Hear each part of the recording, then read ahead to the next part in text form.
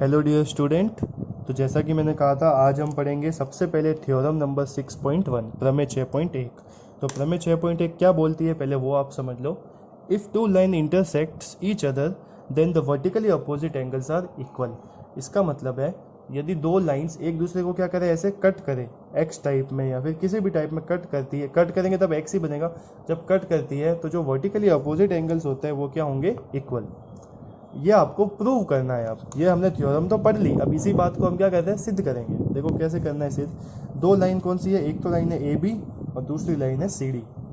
दोनों एक दूसरे को किस पॉइंट पे प्रतिच्छेद कर रही है, ओ पॉइंट पे इंटरसेक्ट कर रही है, यानी प्रतिच्छेद कर रही है। तो जो शीर्षाभिमुख कोण है, जो वर्टिकली अपोजिट एंगल है, वो इक्वल होंगे। तो हमने इस एंगल को नेम दे दिया एक्स, इसको वाई और इसको जेड। आप कुछ भी नाम दे सकते हो, एंगल 1, एंगल 2, एंगल 3, कुछ भी नाम दे सकते हो।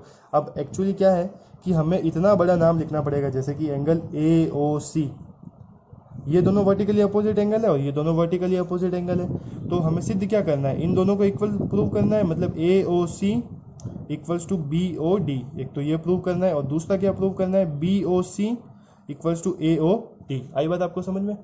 तो इतने बड़े नाम लिखने से अच्छा है मैंने इसको एक्स नाम दे दिया कि ये है एंगल एक्स, ये है वाई, ये है जेड। इसको भी और कुछ नाम दे सकते थे, क्योंकि इसका यूज़ ही नहीं आया, इसलिए मैंने इसको कुछ नाम ही नहीं दिया। अब देखिए, जैसा कि हमने लिखा, चूंकि सिंस ओ ए जो है on C D, O A on C D मतलब रेखा ओ ए सी डी पर है। अब रेखा ओ ए कहाँ पे है, ये रही ओ ए लाइन, ये किस पे है, देखो सी डी पे है। इस लाइन को आप हाइड कर लो एक बार के लिए। तो ये बच्चों देखो, ये क्या बन रहा है, ये स्ट्रेट लाइन और ये लाइन इस पे खड़ी है। तो इस टाइप से जब कोई भी डायग्राम बनता है, तब आपके दिमाग में सिर्फ एक चीज़ आनी चाहिए, सबसे पहले लीनियर पेयर, यानी कि कोणों का रैखिक युग्म। तो ओ ए लाइन सी डी पे खड़ी है, मतलब इन दोनों कोणों का योग कितना होगा, 180। तो एंगल एक्स और एंगल वाई दोनों का योग कितना होगा, 180। कोष्टक में हमें उसका रीजन लिखना है, मतलब उसका कारण कि क्यों होंगे, क्यों क्यों इनका सम 180 हुआ, क्योंकि ये क्या है, लीनियर पेयर है, यानी कि रैखिक युग्म है। अब सिमिलरली इसी तरह देखो, अगर मैं इस लाइन को छुपा दूं ऐसे उंगली से, तो देखो ए बी लाइन है ना, ए बी लाइन, और ए बी लाइन पे कौन सी लाइन खड़ी है, ओडी। तो y और z इन दोनों का योग भी कितना होगा, 180। तो इसी तरह सिमिलरली y और z का सम भी कितना होगा, 180। रीजन क्या है, वही लीनियर पेयर, यानी कि रैखिक युग्म। अब देखिए, इसको मैंने दिया समीकरण नंबर 1, इसको मैंने दिया समीकरण नंबर 2। समीकरण 1 के राइट हैंड साइड में 180 है और समीकरण 2 के भी राइट हैंड साइड में 180 है। मतलब इन दोनों का सम भी 180 के इक्वल है, इन दोनों का सम भी 180 का इक्वल है। मतलब इन दोनों का सम और इन दोनों का सम दोनों क्या है, इक्वल। तो हम क्या लिख सकते हैं, from equation first and second, ये साइड और ये साइड क्या होगी, इक्वल, क्योंकि इनकी जो दूसरी वाली साइड है वो दोनों भी इक्वल है, क्योंकि इनका भी योग 180 है, इनका भी योग 180 है। मैं ऐसा बोलूँ कि आप दो बच्चे हो, आपके पास 100 रुपये हैं और हम दो टीचर्स हैं, हमारे पास भी 100 रुपये हैं, तो हम दोनों का जो अमाउंट है वो इक्वल हुआ ना। इसी टाइप से इन दोनों का सम 180 है, इन दोनों का सम 180 है, मतलब इनकी ये वाली साइड भी क्या होगी, इक्वल होगी। तो angle x plus y equal होगा एंगल वाई प्लस जेड के। अब देखिए, एंगल वाई इस साइड भी है, एंगल वाई इस साइड भी है, दोनों के साइन भी सेम है, दोनों प्लस प्लस के, तो ये दोनों क्या होंगे, कैंसिल हो जाएंगे। ऐसे कैंसिल नहीं करो तो ये इधर आएगा, तो y माइनस वाई वैसे ही जीरो ही होगा, तो डायरेक्ट कैंसिल हम कर सकते हैं। तो y से y कैंसिल हो गया, तो एंगल x और एंगल z ये दोनों क्या आ गए, इक्वल। x क्या है, एंगल ए ओ सी, और z क्या है, बी ओ डी। तो एंगल ए ओ सी किसके इक्वल आ गया, एंगल बी ओ डी के। और यही हमें क्या करना था, प्रूव करना था। इसी टाइप से आप इन दोनों को भी इक्वल प्रूव कर सकते हो। तो अगर हम जब एक ही चीज़ के प्रूफ्स, दो या दो से ज़्यादा चीज़ों के जो प्रूफ्स होते हैं वो सेम होते हैं, तो हम उसको वापस बार बार नहीं करते, हम लिख देते हैं कि इसी तरह सिमिलरली ये दोनों भी क्या होंगे, इक्वल। जैसे कि हमने इसमें लिखा है, देखिए, इसी प्रकार सिमिलरली ये दोनों भी क्या होंगे, इक्वल। मतलब हमने वर्टिकली अपोजिट एंगल्स को क्या कर दिया, प्रूव, इक्वल प्रूव कर दिया शीर्षाभिमुख कोणों को। लास्ट में लिखेंगे एच पी का मतलब हैंस प्रूव इति सिद्धम। यहाँ पे ये क्वेश्चन सिद्ध होता है। देखिए एग्जाम्पल नंबर 1। एग्जाम्पल नंबर 1 क्या है, क्वेश्चन की जो फोटो है बच्चों, वो मैं आपको नोट्स के साथ दे दूंगा।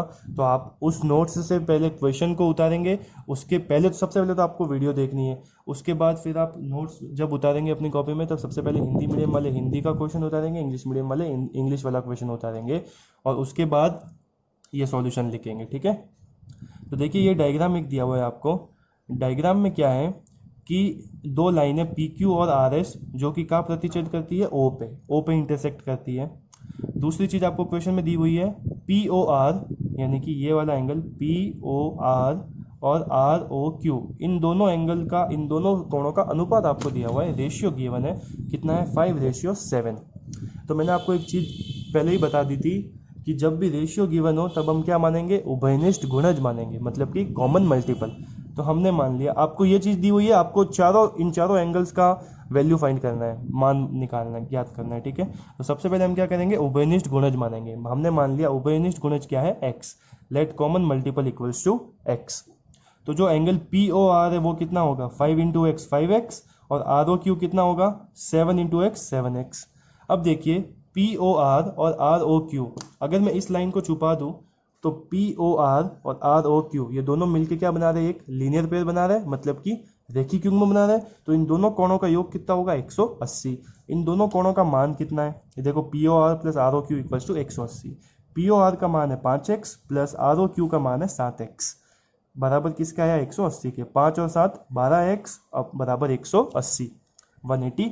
तो ये 12 क्या होगा, मल्टीप्लाई में उस साइड जाएगा तो 180 के डिवीजन में, तो 180/12 तो कितना आएगा, 15 आएगा। मल्टी डिवीजन देंगे 180 में 12 का, तो आंसर आएगा 15। तो x की वैल्यू 15 है, तो POR कितना होगा, 5 × 15 मतलब कि 75, और ROQ कितना होगा, 7 × 15 मतलब कि 105। अब ये दोनों एंगल तो आपके पास आ गए, 75 और 105। अब देखिए ये दोनों शीर्षाभिमुख कोण है ना, वर्टिकली अपोजिट एंगल है, तो जितना ये है उतना ये भी होगा। तो ये 75 है, POR इक्वल्स टू QOS, ये देखिए POR इक्वल्स टू QOS, क्योंकि ये दोनों क्या है, वर्टिकली अपोजिट है। तो ये 75 होगा तो ये भी 75, रीजन क्या है, शीर्षाभिमुख कोण। और अगर ROQ 105 है तो POS ये भी कितना होगा, 105, यानी 105। इनका भी रीजन क्या है, शीर्षाभिमुख कोण। तो चारों कोणों का मान हमें मिल गया, दो तो होंगे 75 के और ये दोनों होंगे 105 के, ठीक है। एक चीज़ आपको और ध्यान में रखनी है, एक कोई भी पॉइंट हो, उस पॉइंट के अराउंड जितने भी एंगल बने उन सब का सम कितना होता है, 360।